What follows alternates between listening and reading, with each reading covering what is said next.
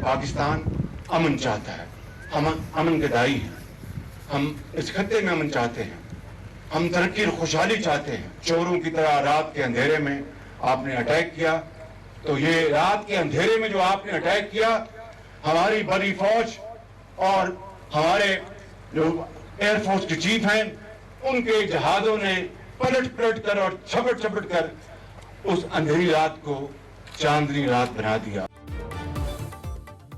हमारी बहादुर अफवाज ने भारत के गरूर और घमंड को खाक में मिला दिया। दोबारा हमला करने की कोशिश तो जो कुछ तुम्हारा बचा है वो भी खत्म कर देंगे। वज़ीर आज़म शहबाज शरीफ का फ्रंट लाइन पर अफसरान और जवानों से पुरजोश खिताब।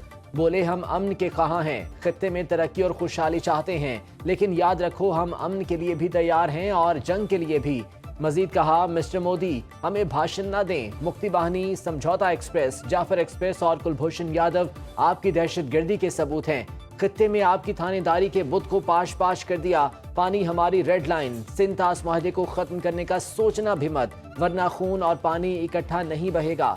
वज़ीर आज़म ने भारतीय मनसब को दावा देते हुए कहा कि आएं, खत्ते को अमन का गहवारा बनाएं, मसला कश्मीर अक़वाम मुत्तहिदा की करारदादों के मुताबिक हल करें।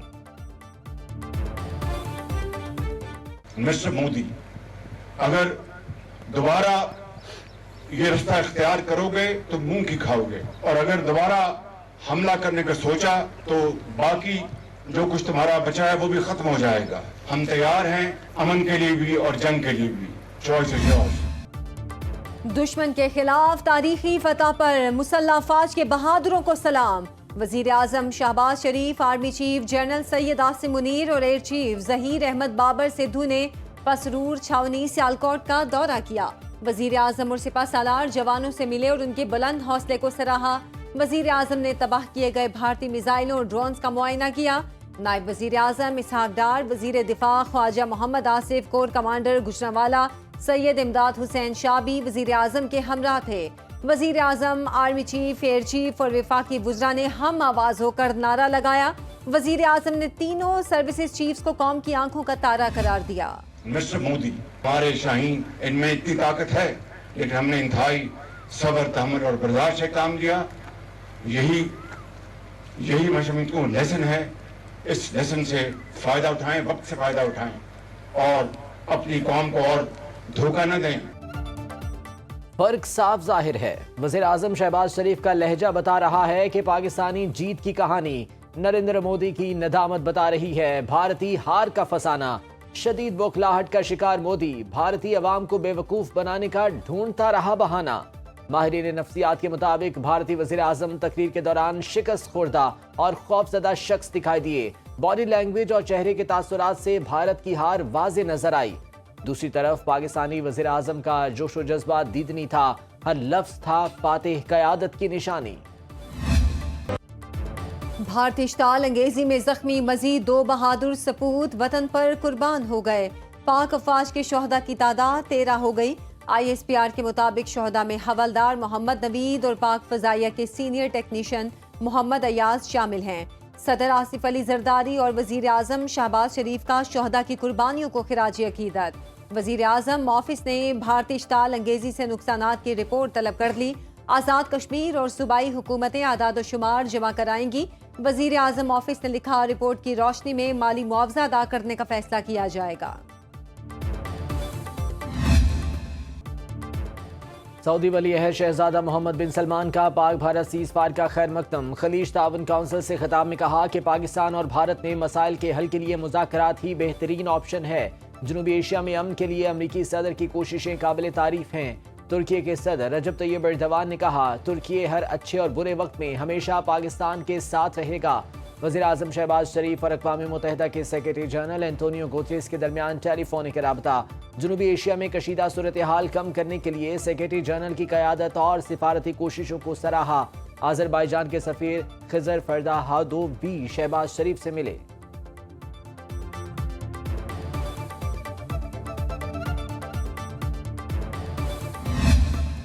अमरीकी सदर डोनाल्ड ट्रंप सऊदी अरब के बाद कतर के दौरे पर पहुंच गए। दोहा में अमीर कतर शेख तमीम बिन हमद सानी ने शानदार इस्तकबाल किया। अमीरी दीवान पहुंचने पर सदर ट्रंप को गार्ड ऑफ ऑनर पेश किया गया। دونوں ملکوں نے دفاع اور دیگر شعبوں میں تعاون بڑھانے کے متعدد منصوبوں پر دستخط کیے۔ قطر امریکی جہاز ساز کمپنی بوئنگ سے $2 ارب مالیت کے 160 جمبو جیٹ خریدے گا۔ امیر قطر نے کہا انہیں پوری امید ہے صدر ٹرمپ مشرق وسطی میں امن قائم کریں گے۔ بھارت کی تمام تر کوششیں ناکام، پاکستان کو آئی ایم ایف سے $1 ارب 2 کروڑ 30 لاکھ موصول۔ اسٹیٹ بینک آف پاکستان کے مطابق انٹرنیشنل مانیٹری فنڈ نے رقم توسیعی سہولت فنڈ قرض پروگرام کی دوسری قسط کے طور پر جاری کی۔ اعلامیے کے مطابق آئی ایم ایف کے جائزہ مشن نے پاکستان کی معیشت کا جائزہ لینے کے بعد قسط جاری کرنے کی سفارش کی۔ عالمی مالیاتی ادارے کے ایگزیکٹو بورڈ نے 9 مئی کو رقم جاری کرنے کی منظوری دی۔ دوسری قسط کی رقم 16 مئی کے زر مبادلہ ذخائر کا حصہ ہوگی۔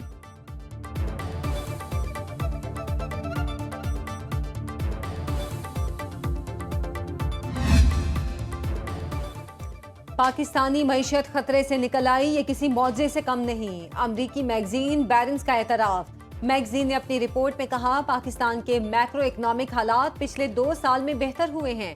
افراط زر کی شرح 40% کی انتہائی سطح سے گر کر 0 کے قریب آ گئی ہے۔ پاکستان کامیابی کی کہانی بن گیا۔ سٹاک مارکیٹ میں سرمایہ کاری 3 گنا ہو چکی۔ خوف تھا پاکستان سری لنکا کی طرح دیوالیہ ہوگا، مگر ایسا نہیں ہوا۔ میگزین نے لکھا حالات نے وزیر اعظم شہباز شریف اور ان کے عسکری رفقا کو بہترین معاشی رعایتیں عطا کی ہیں۔ بھارت کے ساتھ حالیہ جنگ کے پاکستانی معیشت پر اثرات پڑنے کے امکانات بہت کم ہیں۔ سنتاس معاہدہ معطل نہیں کیا جا سکتا، بھارت کی گیدڑ بھبکیوں پر عالمی بینک کے صدر اجے بنگا بھی بول پڑے۔ کہا معاہدے میں معطلی کی اجازت کی کوئی شک نہیں، معاہدے کو ختم کرنے یا تبدیل کرنے کے لیے پاکستان اور بھارت دونوں کا متفق ہونا ضروری ہے۔ میڈیا میں پھیلنے والی تمام قیاس آرائیاں بے معنی ہیں۔ خواہش ہے دونوں ممالک اس معاہدے پر مل بیٹھیں۔ سنتاس معاہدے میں عالمی بینک کا کردار ثالث نہیں، سہولت کار کا ہے۔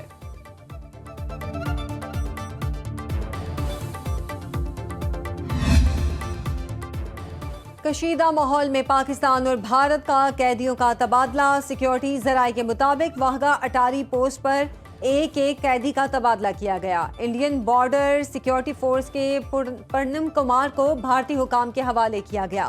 جواب میں پنجاب رینجرز کے محمد اللہ پاکستان آئے۔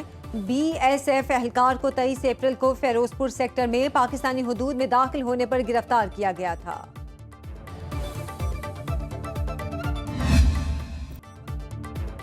مارکہ حق کی تاریخی کامیابی پر شام کے معروف اسکالر کا پاکستانی مسلح افواج کو خراج تحسین۔ ڈاکٹر عبدالعزیز الخطیب الحسنی الجیلانی نے کہا اللہ پاک نے پاکستان کو محفوظ رکھا اور بلندی عطا فرمائی۔ آپ کی بہادری کے قصے دنیا میں گونج رہے ہیں۔ ہماری مسلح افواج ہماری شان ہیں اور ہمارے لشکر ہماری قوت ہیں۔ ہماری قوم ہماری ہیبت ہے۔ بھیجو ان دشمنوں پر اپنے میزائل ابابیل، اپنے ٹینکوں کو تیار، پرچم بلند اور اپنی صفوں میں متحد رہو۔ آپ کی بنیاد سیسا پلائی ہوئی دیوار ہے۔ اس وقت پورا عالم اسلام آپ کی طرف دیکھ رہا ہے۔ تیار رہو، ہنود کے بعد اب یہود کی باری آنے والی ہے۔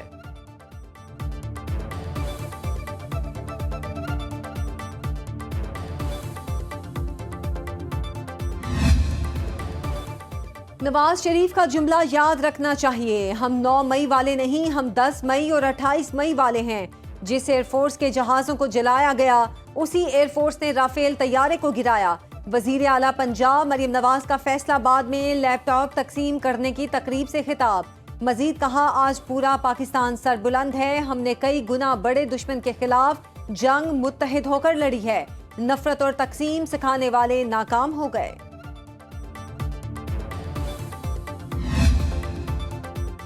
مودی سرکار کو پتا چل گیا پاکستان ترنے والا نہیں ہے۔ بھارت نے جب جب جارحیت کی اسے منہ توڑ جواب دیا گیا۔ پاک فوج کی عظیم کامیابی پر کوئٹہ میں جشن فتح جلسے سے وزیر اعلیٰ بلوچستان سرفراز بگٹی کا خطاب۔ کہا بلوچستان پاکستان کا ہراول دستہ ہے، اسے ایک لا حاصل جنگ کی طرف دھکیلا گیا۔ پنجابیوں کو قتل کرنے والا بلوچ نہیں ہو سکتا، وہ صرف اور صرف دہشت گرد ہے۔ پاکستان کے عوام افواج کے شانہ بشانہ کھڑے ہیں۔ بھارت سے تاریخ ساز فتح پر پیپلز پارٹی کل یوم تشکر منائے گی۔ سینئر وزیر سندھ شرجیل انعام میمن کہتے ہیں بھارت سے جنگ کے بعد دنیا نیا پاکستان بن چکا، ہمیں اتحاد اور معاشی محاذوں پر آگے بڑھنا ہے۔ بلاول بھٹو نے عالمی میڈیا پر پاکستان کا بیانیہ بہترین انداز میں پیش کیا۔ مودی نے ہمیشہ جنگی جنون کو سیاست کے لیے استعمال کیا۔ امریکی صدر ٹرمپ کی بات اچھی لگی کہ ہم جنگ نہیں کاروبار چاہتے ہیں۔ پاک افواج نے دشمن کی جارحیت کا منہ توڑ جواب دیا۔